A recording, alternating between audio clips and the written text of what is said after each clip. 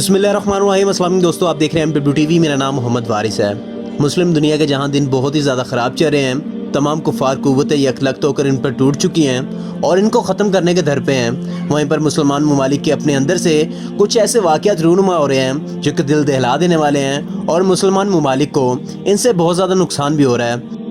मिसाल के तौर पर कल लुबनान में बहुत ही अफसोसनाक वाक़या पेश आया।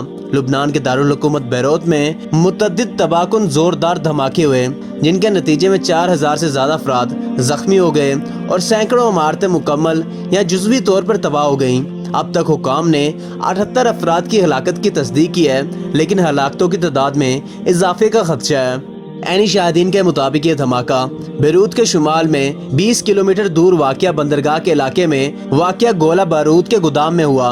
इन शदीद धमाकों की आवाज़ें कई किलोमीटर दूर तक सुनी गईं। इनसे दूर दूर तक कई कसीर मंजिला इमारतें तबाह हो गईं और शाहराहों पर खड़ी गाड़ियाँ मुकम्मल तौर पर जल गईं या फिर इमारतों के मलबे ने इनको तबाह कर दिया।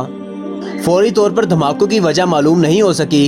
लुबनान के जनरल सिक्योरिटी के सरबराह अब्बास इब्राहिम ने सहाफ़ियों को बताया कि धमाके की जगह इंतहाई धमाका खेज मवाद रखा गया था। ये मवाद कुछ अरसा कबल जब्त कर लिया गया था। लुबनानी वज़ीर आज़म हसन दियाब का कहना है कि बैरूत की बंदरगाह पर वाक़या गोदाम में 2750 किलो अमोनियम नाइट्रेट ज़ख़ीरा की गई थी। एक धमाका साबिक वज़ीर आज़म सादर हरीरी की इकामत गाह के नज़दीक हुआ।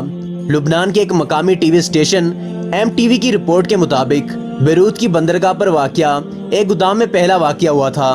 यह वाक़या बहुत ही खौफनाक था, जिसने कई कीमती जानों का ज़िया भी किया।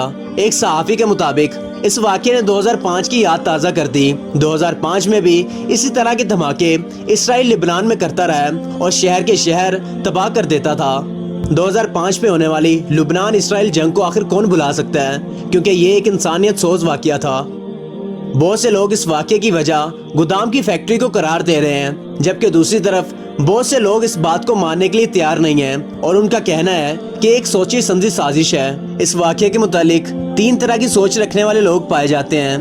पहले वो हैं जो कि इस वाक़ये को आतिशज़दा मवाद बनाने वाली फैक्ट्री से जोड़ते हैं। दूसरे वो लोग हैं जो कि इस वाक़ये को लुबनान की अंदरूनी सियासत के साथ जोड़े हैं, जबकि तीसरी किस्म की सोच इन लोगों की है जो कि इस बात पर बज़िद नजर आते हैं कि इस वाक़ये में कहीं ना कहीं इसराइल मुलविस हो सकता है और इसराइल ने लुबनान को तबाह करने के लिए ये सारा कुछ करवाया। इस वाक़ये की इन्वेस्टिगेशन जारी है और फाइनल रिपोर्ट आने से पहले कोई भी नतीजा आख़ज़ करना अभी कबल अज़ वक्त होगा। लेकिन मुसलमान होने के नाते मैं यही दुआ करूंगा कि अल्लाह ताला लुबनान की मुश्किलात को आसान करे और मुसलमान दुनिया के जिस कोने में भी हैं, अल्लाह ताला इनको ईमान की मजबूती अता करे और कुफार के साथ लड़ने की ताकत भी अता करे। बाय द वे, आप लोगों की इस बारे में क्या राय है? आप लुबनान के बारे में क्या कहना चाहेंगे? अपनी कीमती राय का इज़हार कमेंट बॉक्स में ज़रूर करिएगा। अगर आपको ये मेरी वीडियो अच्छी लगी और काफ़ी कुछ जानने को मिला है तो इस वीडियो को लाइक करें और दोस्तों के साथ भी ज़रूर शेयर करिएगा। अगर आप अभी तक हमारे चैनल पर नए हैं और चाहते हैं कि इस तरह की मज़ीद अच्छी अच्छी वीडियोस आप तक बर वक्त पहुँचती रहें, तो हमारे इस चैनल को सब्सक्राइब कर लें और बेल आइकन को ज़रूर प्रेस कर लीजिएगा, ताकि हर नए आने वाली वीडियो की नोटिफिकेशन आप तक पहुँच जाए और आप किसी भी वीडियो से महरूम ना रह जाएँ। अब आपसे मुलाकात होगी इंशाअल्लाह ताला अगली वीडियो में। तब तक अपना और अपने प्यारों का ख्याल रखिएगा, अपनी दुआओं में याद करिएगा। अल्लाह निगहबान।